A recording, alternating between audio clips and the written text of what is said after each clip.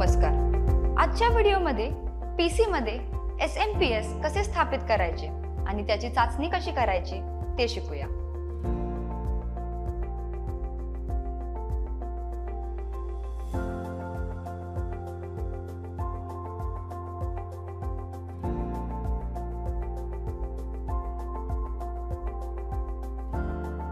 हे प्रॅक्टिकल करण्यासाठी लागणारी साधने आणि उपकरणे आपण गोळा करू. प्रशिक्षणार्थी tool kit, digital multimeter,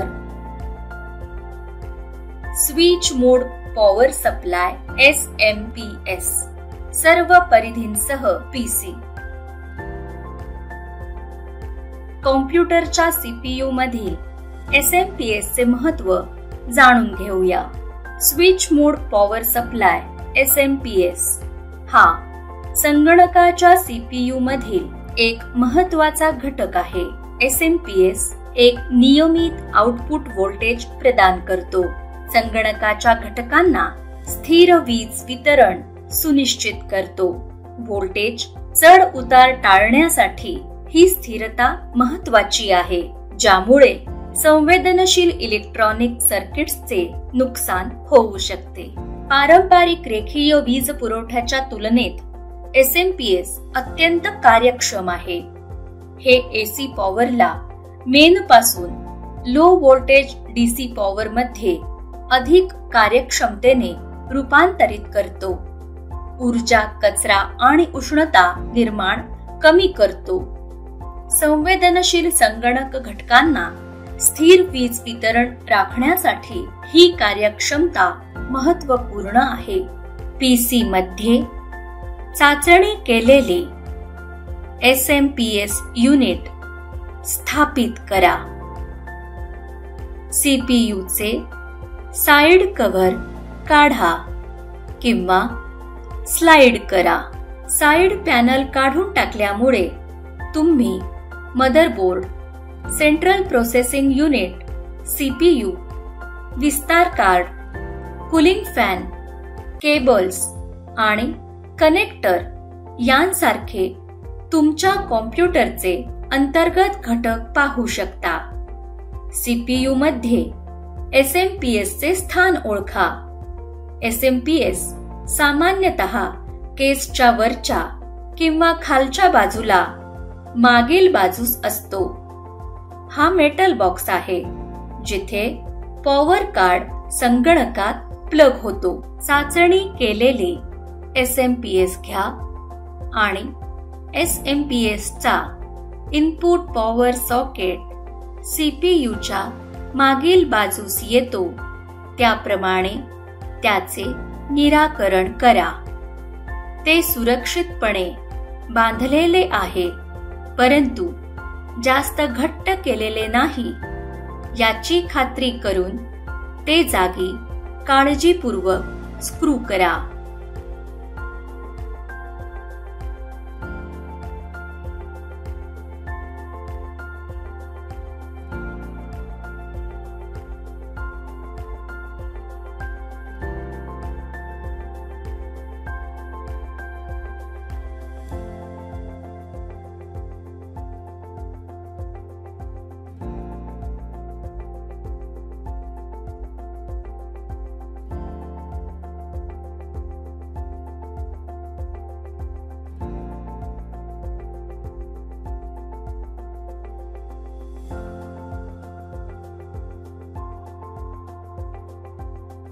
drive, graphics card आणि केस फॅन सारख्या इतर घटकांना पॉवर कनेक्ट करण्यासाठी SMPS मध्ये अतिरिक्त केबल्स असतील.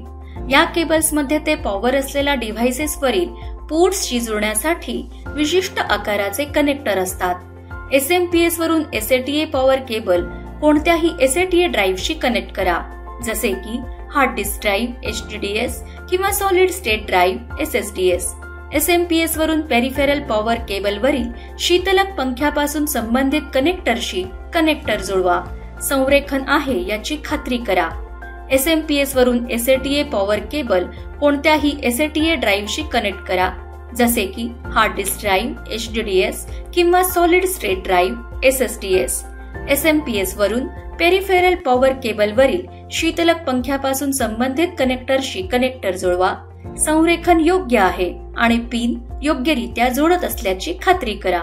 एकदा सर्व केबल्स जोडल्या गेल्या की केसच्या आतील कोणत्याही सेल केबल्स व्यवस्थित आणि सुरक्षित करण्यासाठी केबल टाय वापरा. हे वायू प्रवाह सुधारण्यास मदत करते आणि केबलला इतर घटकांमध्ये हस्तक्षेप करण्यापासून प्रतिबंधित करते. सर्व केबल्स योग्यरित्या जोडल्या गेल्या आहेत आणि सुरक्षित आहेत याची खात्री केल्यानंतर साइड पॅनेल पुन्हा जोडून आणि स्क्रू घट्ट करून CPU केस बंद करा. पॉवर ऑन सह पीसीची कार्यस्थिती तपासत आहे. पॉवर कार्ड प्लग इन करण्यापूर्वी SMPS च्या मागील बाजूचा पॉवर स्विच बंद स्थितीत असल्याची खात्री करा. SMPS वर तुम्हाला एक पॉवर इनपुट सॉकेट मिळेल जो सामान्यतः युनिटच्या मागील पॅनेलवर असतो. हे सामान्यतः मानक 3 पक्षीय सॉकेट असते. तुमच्या कॉम्प्युटर सोबत आलेली पॉवर कॉर्ड किंवा कोणत्याही मानक कॉम्प्युटर पॉवर कॉर्ड घ्या.